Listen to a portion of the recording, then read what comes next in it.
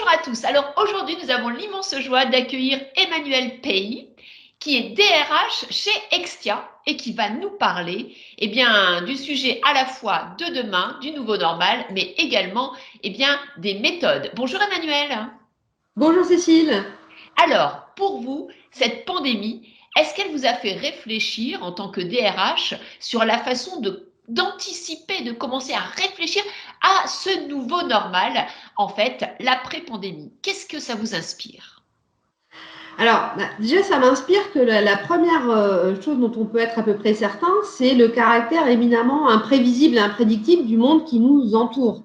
Alors, Cécile, vous avez entendu parler de l'acronyme VUCA, ou serine du VUCA par-ci, par-là, donc volatile, incertain, complexe et ambigu. Et on voit bien que ça s'applique à tous les niveaux, environnemental, économique, social et sociétal. Et donc, c'est cette ère de l'ambiguïté et de l'incertitude dans laquelle on rentre. Et donc, face à cette incertitude, qu'est-ce qu'on peut identifier comme changement durable dans le monde du travail? Alors, à mon sens, il y en a trois. Le premier, c'est la nécessaire adaptabilité. Si on gère de l'ambiguïté au quotidien, il faut qu'on s'adapte. Le deuxième, c'est la personnalisation du rapport au travail, j'y reviendrai.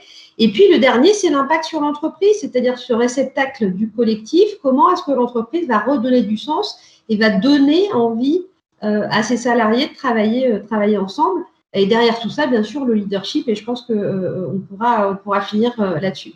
Alors, sur l'adaptabilité, c'est assez facile à comprendre en termes d'impact individuel, c'est-à-dire qu'il y a quelques années, on nous expliquait que dans une carrière, on allait changer 6 ou 7 fois d'emploi. Et aujourd'hui, avec la révolution numérique, le changement, l'accélération de cette digitalisation, on nous dit qu'on va changer 20, 25 fois, 30 fois d'emploi dans une carrière. Donc, autant être prêt, en fait, à être mobile professionnellement. Et donc, pour être mobile professionnellement, il faut savoir faire évoluer ses compétences en permanence, préserver cette fameuse employabilité, qui est notre premier asset, qui est notre premier capital immatériel en tant que salarié.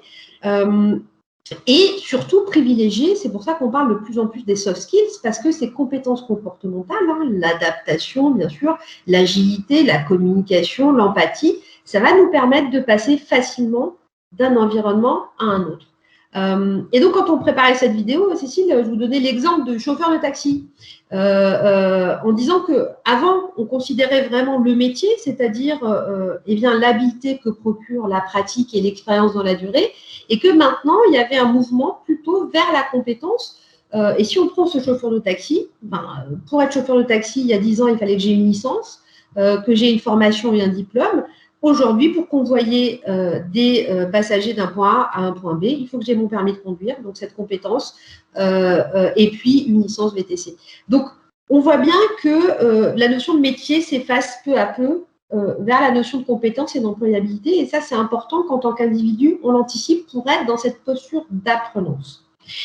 Au niveau des organisations, on voit celles qui s'en sortent le mieux, sont les organisations dites agiles ou opportunistes, ce qui nous pose d'ailleurs la question de taille, parce que est-ce que quand on est une grande multinationale, on peut s'adapter facilement à ces changements?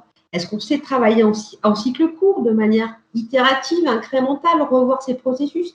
Alors, il y a des grandes entreprises qui ont réussi à faire ça. On pensait notamment à Amazon. Qui a dû revoir, je crois, en quelques semaines, tous ses modes opératoires en termes de distribution pour répondre aux contraintes sanitaires. Donc, on voit bien qu'il y a des grandes organisations qui peuvent s'adapter, mais plus la taille est importante, plus ce sera compliqué.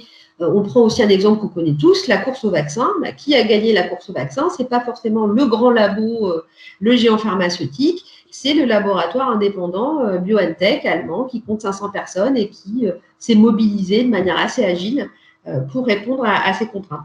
Donc, l'adaptabilité, l'adaptation, ça va être notre quotidien. Il faut, individu et organisation, qu'on puisse appréhender ça. Ensuite, le deuxième point, c'était, je vous parlais de la personnalisation du rapport au travail.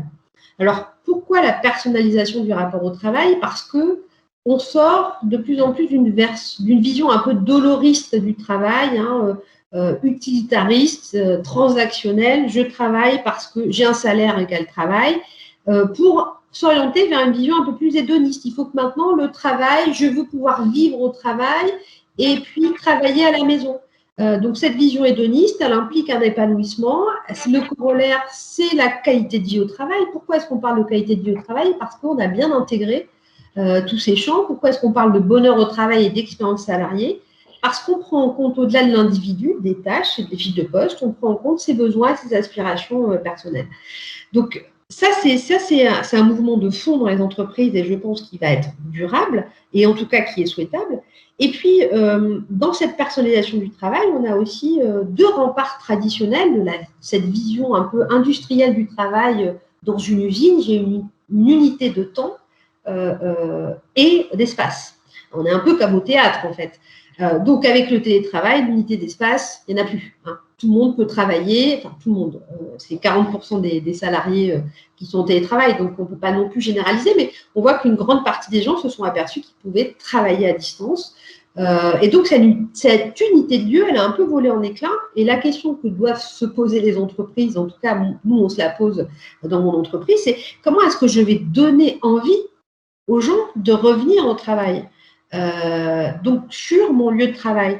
Alors, hier, les entreprises investissaient massivement déjà dans l'environnement de travail en mettant des baby-foot, des salles de sieste pour faire un travail comme à la maison. Demain, il va falloir que ce soit mieux qu'à la maison. Donc, que je bénéficie de services supplémentaires, ça peut être des services de conciergerie, des salles de sport, que j'ai des réseaux de qualité, qu'en termes d'ergonomie, j'ai tout le matériel et surtout que ça me permette de travailler de manière collective et efficace. Donc, cette unité de lieu, je dis Cécile, elle a volé en éclats. Et puis, le dernier rempart, alors surtout en France, sujet sensible, le temps de travail. La pointeuse, bon, forcément, chez soi, c'est un peu compliqué. Et la question se pose déjà. Pourquoi elle se pose déjà? Parce qu'il y a une porosité qui est induite par les nouvelles technologies. Je pense que, moi je me souviens d'une époque, alors il y a en 2002-2003, certaines entreprises avaient interdit Facebook au travail pour que les gens soient focalisés sur leur travail. Aujourd'hui, il ne viendrait à l'idée d'aucune entreprise, en tout cas je l'espère, d'interdire le mobile, l'utilisation de son mobile personnel au travail. Donc tout le monde consulte ses comptes bancaires, etc. Donc cette porosité, donc si je consulte mon mobile au travail, eh ben, je consulte aussi mes mails en dehors du travail. Donc, ce n'est pas facile, en fait, de gérer ces sujets-là. Et donc, en résumé, Cécile, si je peux travailler n'importe où, à peu près n'importe quand, ben, je peux aussi travailler pour et avec n'importe qui. Et donc, là, on en revient à ce réceptacle du collectif qu'est l'entreprise. À mon avis, avec une raison d'être qui revient en avant et c'est une bonne nouvelle, c'est le sens. Pourquoi est-ce qu'on aurait envie de travailler ensemble? Dans quel objectif? Qu'est-ce qui va faire ce fameux collectif autour de l'entreprise, avec des impacts quand même, je trouve, importants, parce que l'entreprise aujourd'hui, c'est un écosystème ouvert, hein, c'est plus un écosystème fermé, c'est-à-dire que on doit se focaliser davantage sur la qualité de la relation de travail que sur la durée de la relation de travail. Et pourquoi je dis ça? Parce que cette vision hédoniste un peu du travail, d'ici et de maintenant, eh bien, elle cohabite difficilement avec la notion de fidélisation, d'engagement dans la durée. Ce sont des notions qui parlent de moins en moins aux salariés. Et donc, si je reprends cette notion de fidélisation, eh bien, je vais travailler sur la fidélisation comme un moyen et non une fin, c'est-à-dire que je vais travailler sur la qualité de la relation de travail. Et c'est bien pour ça qu'on parle de plus en plus d'expérience salariée, c'est-à-dire la somme des ressentis du salarié au travail. Pourquoi? Parce que ce soit le candidat que je n'ai pas embauché ou la personne qui a quitté l'entreprise, eh bien, si je suis dans cet écosystème ouvert et positif, eh bien, ils vont devenir des prescripteurs de l'entreprise, puisque aujourd'hui, tout le monde peut donner son avis sur Internet. Donc, écosystème ouvert, ce qui me semble être une bonne chose. Et puis, dernier point, Cécile, je finirai par là, le leadership. Comment est-ce qu'on manage maintenant? Comment est-ce qu'on dépasse ce modèle de surveillance et de présentéisme? C'est compliqué. Si je suis en télétravail, ça veut dire que je suis autonome. Donc moi, manager, je ne suis plus là pour manager des tâches. D'ailleurs, si je suis là pour manager des tâches, est-ce que je suis remplaçable? Est-ce qu'une intelligence artificielle pourrait faire le boulot à ma place? Donc, je suis là plutôt pour manager des personnes, si je personnalise le rapport au travail, c'est-à-dire faire en sorte de créer un environnement de travail qui permette à chacun de progresser. Donc là, on est davantage dans une posture de coach, d'accompagnant, avec, je pense, une position difficile à trouver parce que nous, managers, on a tous été formés au command and control, hein, ça, tout le monde connaît, c'est rassurant. Et donc, ça, c'est le manager ingénieur. Bah, maintenant, il va falloir devenir un peu bricoleur, c'est-à-dire faire au mieux avec ce qu'on a, gérer cette incertitude, aider aussi à développer la pensée critique de nos équipes. Pourquoi la pensée critique? Parce qu'on parle d'infobésité aujourd'hui. Hein. Moi, j'ouvre mes mails le matin. Entre les mails, les WhatsApp, les hangouts, les sollicitations diverses, on a beaucoup d'informations. Et puis, faire advenir ce changement, je reboucle au début. Hein, puisqu'on doit être dans cette adaptabilité, comment je fais en sorte d'engager mes équipes dans la durée et d'accompagner la transformation. Merci Emmanuel. De nombreuses idées nous sont proposées et on pourrait peut-être les résumer en 4 mots. Le premier mot, c'est vraiment être dans l'adaptabilité et être vraiment dans cette volonté de passer d'un modèle de métier à un modèle de compétences pour rester employable. Donc développer un maximum en fait de capacité de ce qu'on appelle les soft skills pour pouvoir très vite changer changer de positionnement, changer d'action, changer de métier. La deuxième idée essentielle, c'est vraiment la personnalisation du travail. Et on le voit, dans la personnalisation du travail, il y a plein d'éléments intéressants comme le lieu, comme le temps. Et pour ça, il faut des salariés qui prennent un petit pas de côté et qui réfléchissent à où est la valeur de chacun. La troisième idée essentielle, c'est ce manager. Ce manager qui ne doit pas être assimilé à une somme de tâches, car vous l'avez dit très justement, si le manager n'est que dans l'exécution des tâches, demain il pourra être remplacé par, pourquoi pas, une IA.